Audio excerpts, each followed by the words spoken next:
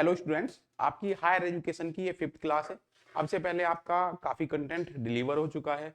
जैसे कि हम जो प्लानिंग कर रहे हैं वो ये कर रहे हैं कि आपकी इन क्लासेस के बाद में एक रिवीजन क्लास आपकी मैराथन क्लास के रूप में होगी। तो आज स्टार्ट करते हैं आपकी 5th क्लास। और इसका जो टाइटल हम स्टार्ट करते हैं वो शिक्षा को समवर्ती सूची में आपका कब डाला गया है। शिक्षा को समवर्ती सूची में कब डाला गया है, यहां से शुरुआत करते हैं। 1976 में। बेटा ये क्वेश्चन आपका पूछा जाता है कि शिक्षा को समवर्ती सूची में 1976 में डाला गया है। इससे पहले ये किसका विषय होती थी? तो राज्य का विषय होती थी। उससे पहले राज्य का विषय थी। अब समवर्ती सूची का मतलब ये है कि केंद्र और राज्य मिलकर के आप देखोगे कि शिक्षा पर खर्च करेंगे, यानी कि शिक्षा पर होने वाले खर्च का वहन दोनों की जिम्मेदारी होगा, केंद्र और राज्य को लेकर के। अब आपके क्वेश्चन यहां से बनने शुरू होते हैं। केंद्र के लिए आपके जो मैंने पिछली क्लासेस में जिक्र किया था कॉन्सेप्ट आपके आएंगे। तो सबसे पहले आपका है कॉन्सेप्ट यूजीसी। बेटा ये टॉपिक आपका यूनिवर्सिटी ग्रांट कमीशन। जैसे कल आपकी पिछली क्लास थी उसमें आपका एक क्वेश्चन बनता है कि किसकी रिकमेंडेशन के आधार पर, किसने संस्तुति की तब इसकी स्थापना की गई। तो राधा कृष्णन कमेटी की रिकमेंडेशन पर यूजीसी की स्थापना की गई। और उन्होंने कहा कि एक ऐसा उच्च शैक्षिक निकाय हो जो शिक्षा को मॉनिटर करे। क्या करे बेटा? मॉनिटर करे। और यहां से second question university grant commission की स्थापना को लेकर के क्वेश्चन बनता है 1953। संवैधानिक बॉडी 1956 है। और जो रीजनल सेंटर बने हैं वो 1992 में बने हैं। और बेटा और एक्सप्लोर करोगे तो इसकी धारा भी आप देख लोगे कि कौन सी धारा में क्या प्रोविजन है। इससे ज्यादा जो डिस्कशन होगा वो आपका पीवाईक्यू जब मैं आपको कराऊंगा उसमें सारी चीजों का डिस्कशन हो जाएगा। तो यहां से ये चीजें आपकी बनती हैं। ठीक है बेटा। कहाँ यूजीसी का जो हेड क्वार्टर है वो कहाँ स्थित है आपका? तो न्यू दिल्ली आता है बेटा। इतना क्लियर है? तो आगे चलते हैं बेटा। सबसे ज्यादा इसके किस चीज पे क्वेश्चन पूछा जाता है? इसके कार्यों को लेकर के क्वेश्चन आता है। जैसा कि मैंने बताया कि शिक्षा आपका समवर्ती सूची में है। तो यूजीसी का कार्य क्या है? जो विश्वविद्यालय स्थापित हो रहे हैं विश्वविद्यालयों की स्थापना के लिए मान्यता देती है। ये रूल रेगुलेशन जारी करती है। समय समय पे आप देखोगे कि रेगुलेशन जारी किए जाते हैं 2016 के अकॉर्डिंग, 2019 के अकॉर्डिंग। जो आपके मानक हैं हायर एजुकेशन की क्वालिटी को निर्धारित करने वाले, उन मानकों का निर्धारण करती है। बेटा पहले जो क्वेश्चन आए हैं उसमें क्वेश्चन पूछा जाता है कि यूजीसी का कार्य विश्वविद्यालय में शिक्षकों का अपॉइंटमेंट करना नहीं है। विश्वविद्यालय में शिक्षकों का अपॉइंटमेंट यूनिवर्सिटी खुद करती है। यूजीसी सिर्फ उनको मॉनिटर करती है, गाइडलाइन करती है कि आपको क्या क्या चीजें निर्धारित करनी है, क्या क्या मानक निर्धारित करने हैं। और उन मानक के अकॉर्डिंग ही विश्वविद्यालय अपने रेगुलेशन होते हैं। नेक्स्ट चलते हैं बेटा। इसमें यूजीसी के बाद यूजीसी हालांकि एक देखोगे आपका बहुत बड़ा टॉपिक है। इसके कार्यों को जरूर आपको कर लेना है अच्छे से। ठीक है, इसके कार्यों को नहीं छोड़ना है बेटा। और क्या नहीं करती है ये देखो, क्या नहीं करती है? परीक्षा नहीं कंडक्ट कराती है। ये भी क्वेश्चन आपका पूछा गया है।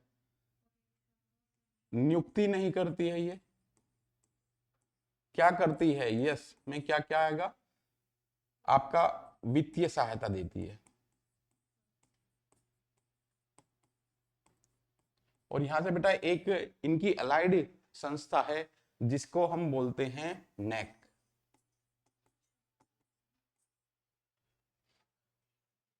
नेक की स्थापना आप देखोगे, स्थापना, ठीक है, इसका हेडक्वार्टर भी आपको देखना है कब की गई है। नेक के कार्य क्या है बेटा? कार्य में क्या है? ग्रेडिंग करना,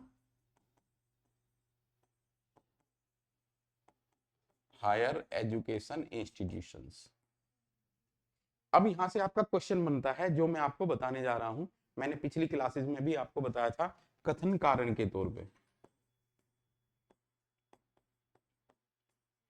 ठीक है। किस टाइप से क्वेश्चन आता है? नो, क्या नहीं कराती है यूजीसी, उसकी बात हमने की है। परीक्षाओं का संचालन विश्वविद्यालय अपने स्तर से कराएगा, यूजीसी का कोई इन्वॉल्वमेंट नहीं होता कि आप यूनिवर्सिटी किस तरीके से अपनी परीक्षाएं कंडक्ट कराएगी, कब शेड्यूल करेगी, नियुक्ति नहीं करती है, प्रोफेसरों की नियुक्ति आपका विश्वविद्यालय खुद करता है, ठीक है। और आगे चलेंगे तो जब आपकी यूनिवर्सिटी के कार्यों का आएगा तो वहां पे ईसी आएगी, ईसी में मैं और अच्छे से जिक्र करूंगा, यहाँ एग्जीक्यूटिव काउंसिल के कार्य क्या है उन चीजों का जिक्र करेंगे। तो कथन कारण में कैसे क्वेश्चन पूछे गए हैं बेटा, जब आपको नेट जीआरएफ करेक्ट करना है तो आपको ये चीजें बारीकी से देखनी है। यहाँ पे दिया है कि यूजीसी का कार्य क्या है, विश्वविद्यालय में गुणवत्ता का निर्धारण करना है, ठीक है। और नेक का कार्य क्या है, ग्रेडिंग करना है। तो दोनों बेटा क्वेश्चन सही हैं, पर एक बार इन्होंने क्या किया, इन्होंने यहां आपका NCET दे दिया और संस्थान दे दिया। तो देखोगे ना, यूजीसी की अलाइड संस्था है नेक, और नेक का कार्य है इनकी ग्रेडिंग करना, मानक देखोगे ना, ग्रेड देती है A++, B++, तो ये ग्रेडिंग है बेटा। और यहाँ पे देखोगे कि ये इसकी अलाइड संस्था है, तो ये एक इंपॉर्टेंट क्वेश्चन आपका हो जाता है यूनिवर्सिटी ग्रांट कमीशन को लेकर के। इसके साथ साथ आपको नेक भी करना है अच्छे तरीके से। नेक की स्थापना आपके 1994 है मेरे हिसाब से, हेडक्वार्टर इनका बेंगलुरु है, और ये क्या करती है, हायर एजुकेशन इंस्टीट्यूशन को ग्रेडिंग प्रदान करती है, और इस ग्रेडिंग के बिहाफ पर यूजीसी क्या करती है, फंडिंग करती है। अब आप देखोगे कि हायर एजुकेशन इंस्टीट्यूशन के लिए गाइडलाइन है कि वो नेक का जो ग्रेडिंग है वो जरूर कराएंगे, और अब बहुत से विश्वविद्यालय और हायर एजुकेशन इंस्टीट्यूशन नेक की विजिट करा रहे हैं, और नेक उन्हें क्या दे रही है, ग्रेड दे रही है। उसके बिहाफ पर हमारी जो यूजीसी है वो वहां से उन्हें वित्तीय सहायता प्रदान होती है, ठीक है बेटा। अच्छा टॉपिक है यूजीसी, और यानी असिस्टेंट प्रोफेसर की परीक्षा में भी आपके क्वेश्चन पूछे जाते हैं, तो इसलिए इसको नहीं छोड़ना है, आपको अच्छे तरीके से कर लेना है। नेक्स्ट चलते हैं बेटा। अब मैं एक आपको मैप बना रहा हूं, ठीक है। एक क्वेश्चन आपका पूछा जाता है कि कहां स्थापित है, स्थापित कहां पर है, तो कुछ एक बंच टाइप से मैं आपको बता रहा हूं। ये आपका NCERT है, ठीक है बेटा।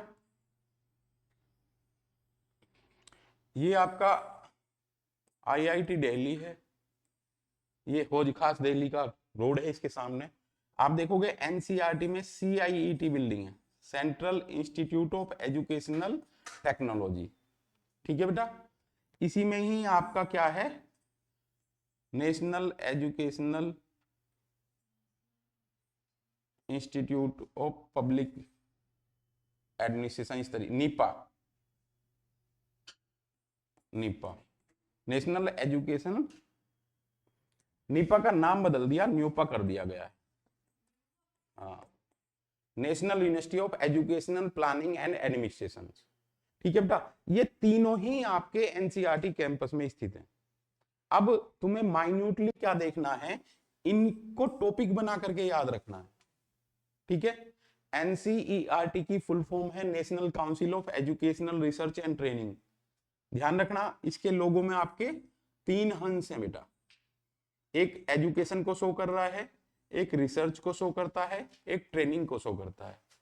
NCERT का कार्य क्या था, ध्यान रखना बेटा। अभी शिक्षा मंत्री ने इसे डीम्ड यूनिवर्सिटी का दर्जा दिया है, इससे पहले ये 12वीं तक जो आपका बुक्स हैं, पुस्तकों का प्रकाशन करना था, ठीक है बेटा। एक यहाँ पे इंपॉर्टेंट टॉपिक और आता है, सिलेबस और करिकुलम। तो करिकुलम डिसाइड करने का यहाँ का ही दायित्व था। अब आप देखोगे कि ऑल ओवर इंडिया आपकी 5th से लेकर 6 से लेकर के 12 तक की पुस्तकों का पाठ्यक्रम निर्धारित करने का कार्य इनका था। अच्छे तरीके से आपको समझना है, एनसीईआरटी में शिक्षण कार्य नहीं होता है। अभी मैं और भी आपको बताता हूं, ठीक है बेटा। एनसीईआरटी से यहाँ इग्नू है 6-7 किलोमीटर की दूरी पर, मैदानगढ़ी बोला जाता है। इसके बाद यहाँ से एक रोड जाता है और यहाँ पे जेएनयू है बेटा, यहाँ पे आईसीएसएसआर है। अब बेटा ये क्या है, पूरी क्लास जो आज आपकी फोकस है उस पॉइंट को लेकर के कि शिक्षा को समवर्ती सूची में 1976 में डाला गया है। अब समवर्ती सूची का मतलब यह है कि केंद्र और राज्य मिलकर के दोनों का संयुक्त दायित्व होगा शिक्षा का गुणवत्ता का निर्धारण करना। अब ये सभी जो आप इंस्टीट्यूशन का जिक्र करेंगे ये आपके सेंट्रल स्पॉन्सर्ड हैं, केंद्र प्रायोजित हैं। केंद्र इनको फंडिंग करता है ये, और ये अपने अपने क्षेत्र में शिक्षा की गुणवत्ता के निर्धारण का कार्य करते हैं। जैसे कि ये एक इंपॉर्टेंट एस्पेक्ट है आपका ICSSR, Indian council of social science and research. Social science, समाज विज्ञान के जितने क्षेत्र हैं, समाज विज्ञान के जितने विषय हैं, इनमें गुणवत्ता निर्धारण का कार्य है। क्या करती है? गुणवत्ता निर्धारण करती है। अब जैसे कि मैंने एनसीईआरटी में भी बताया, एनसीईआरटी में असिस्टेंट प्रोफेसर, एसोसिएट प्रोफेसर और प्रोफेसर सब मिलते हैं डिपार्टमेंट में, बट उनका कार्य क्या है? ये पाठ्यक्रम का निर्धारण करना। ठीक है बेटा। क्या नहीं होता है? पठन पाठन कार्य नहीं होता है, सिर्फ रिसर्च का कार्य होगा, पब्लिकेशन का कार्य होगा और पाठ्यक्रम निर्धारण होगा। आप देखोगे रिसर्च के बारे में ही यहाँ यही चीजें हैं। यहाँ पे भी जितने अपॉइंटमेंट होते हैं, आपके साइंटिस्ट अपॉइंट किए जाते हैं, उन सब का कार्य शोध की गुणवत्ता को प्रमोट करना है। जब सोशल साइंस में कोई बच्चा पीएचडी करता है तो पीएचडी करने के साथ साथ यहाँ उसे फेलोशिप मिलती है। ठीक है, पोस्ट डॉक फेलोशिप भी मिलती है जिसे हम पीडीएफ बोलते हैं, नेशनल फेलोशिप मिलती है, सीनियर फेलोशिप मिलती है, और आपका जो रिसर्च कार्य होता है उसको पब्लिश भी कराया जाता है।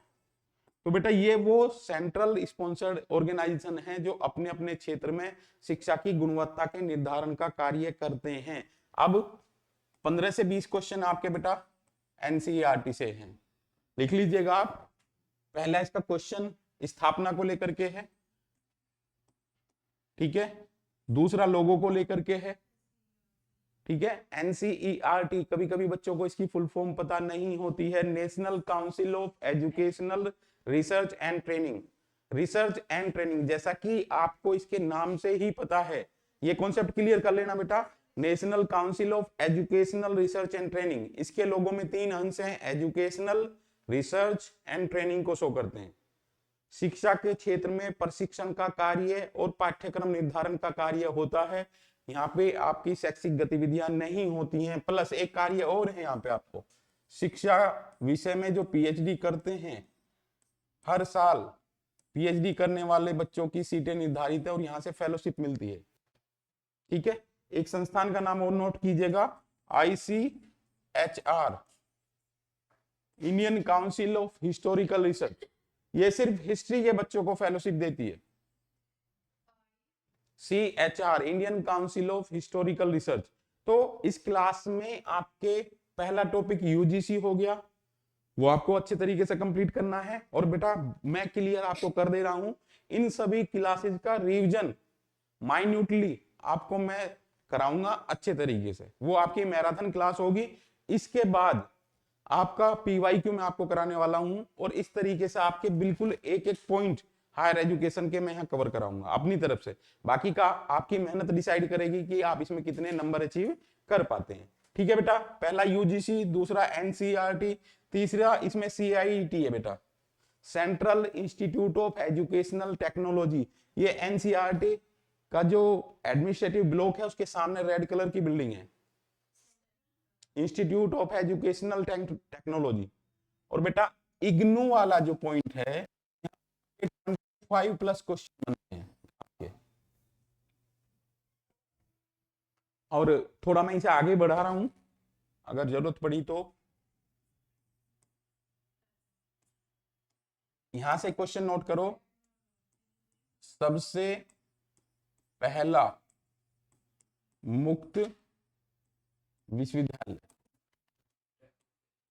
Central institute of educational technology.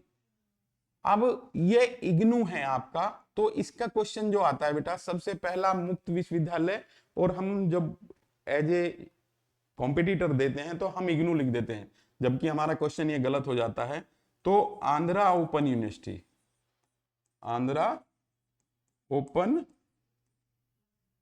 विश्वविद्यालय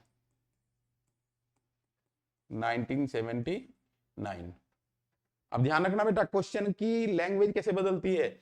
इसी विश्वविद्यालय का नाम बदल के डॉक्टर भीमराव अंबेडकर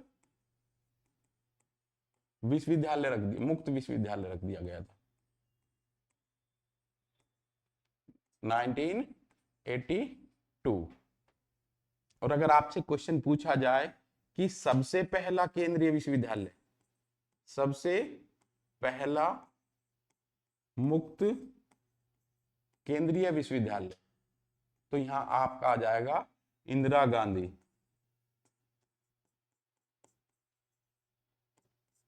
मुक्त विश्वविद्यालय 1985, न्यू दिल्ली, मैदानगढ़ी। ध्यान रखना बेटा, बहुत इंपॉर्टेंट टॉपिक है। लगभग मैंने अभी पिछली स्लाइड में भी आपको बताया 25+ क्वेश्चन बनते हैं। सबसे बड़ा प्लेटफॉर्म है विश्व का,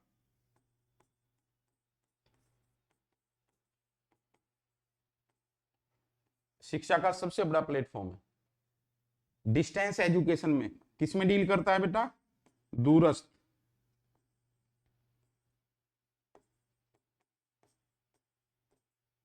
डिस्टेंस एजुकेशन में डील करता है।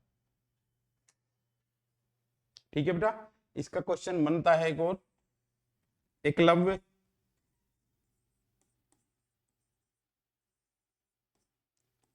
ज्ञान भारती ज्ञान दर्शन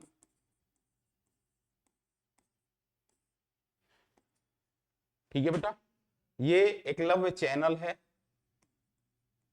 ये रेडियो का है बेटा, ये आपका टीवी का है। मास एजुकेशन मतलब कि जन शिक्षा की तरफ ये बहुत डील करता है। ऑल ओवर इंडिया इसके चैनल हैं, और आप देखोगे कि शिक्षण संस्थानों में इनके सेंटर स्थापित हैं, केंद्र स्थापित हैं, और इन केंद्रों से आप देखोगे डिस्टेंस एजुकेशन में हर विषय में हर पाठ्यक्रम दिया हुआ है, बहुत बड़ा पाठ्यक्रम है, सब में यहाँ पे आपको एजुकेशन प्रोवाइड की जाती है। तो आपका इग्नू को लेकर के ये कुछ इंपोर्टेंट क्वेश्चन है आपके। इग्नू के जो चैनल हैं, जो ये चैनल है आपका, ये कंडक्ट करती है CIET, central institute of educational technology. ठीक है, तो ये आपका इग्नू का पॉइंट है। कोई दिक्कत तो नहीं है यहां तक। इसके बाद है आपका NCERT हो गया, CIET हो गया, इसमें न्यूपा का आते हैं बेटा।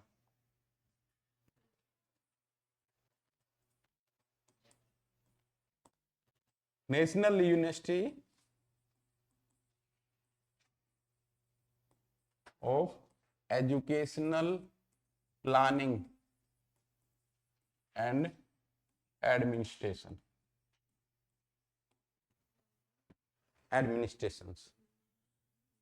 पहले ये नीपा होता था, national institute of educational planning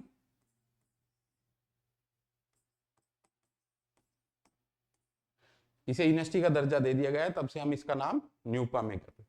एक इसमें क्वेश्चन आता है बेटा, इंटर डिसिप्लिनरी, PhD कराता है बेटा ये। इंटरडिसिप्लिनरी का मतलब ये है बेटा, एक सब्जेक्ट में इको भी है, ज्योग्राफी भी है, हिस्ट्री भी है, पॉलिटिकल साइंस भी है। यानी कि आप देखोगे मल्टी डायमेंशन या इंटरडिसिप्लिनरी अप्रोच में हम सोशियोलॉजी में इन सब चीजों का जिक्र करते हैं। और आज एजुकेशन का ट्रेंड ये चल रहा है कि सोशियोलॉजी में एक ब्रांच है आपकी पॉलिटिकल सोशियोलॉजी। तो पॉलिटिकल सोशियोलॉजी में आप सोशियोलॉजी के लेक्चरर, प्रवक्ता या असिस्टेंट प्रोफेसर या प्रोफेसर को अपॉइंट कर सकते हो। इंटरडिसिप्लिनरी अप्रोच का ये फायदा है बेटा। तो इंटरडिसिप्लिनरी में डील करता है national institute of educational planning and administration. ठीक है बेटा, तो इसे आप अच्छे तरीके से कर लोगे। कौन कौन से टॉपिक है इन्हें नोट कर लेना बेटा, जो जो आपको करने हैं। Number 1 UGC, number 2 NCERT, number 3 CIET, number 4 NUEPA, number 5 ICSSR, number 6 ICHR, number 7 ICPR. ये सभी टॉपिक आपको अच्छे तरीके से डील कर लेने हैं और कम से कम आपकी 15-15, 20-20 क्वेश्चन इनसे आपके आते हैं। नेक्स्ट क्लास में आपके ये टॉपिक और डिस्कस किए जाएंगे। इसके बाद में गवर्नमेंट की जो पॉलिसी है हायर एजुकेशन को लेकर के, जैसे आपका एसएसए रूसा वगैरह है, उन सब चीजों का डिस्कशन किया जाएगा। आपकी आज की क्लास यहीं तक है, बाकी का आपका कोर्स नेक्स्ट क्लास में कराएंगे। तब तक के लिए गुड बाय।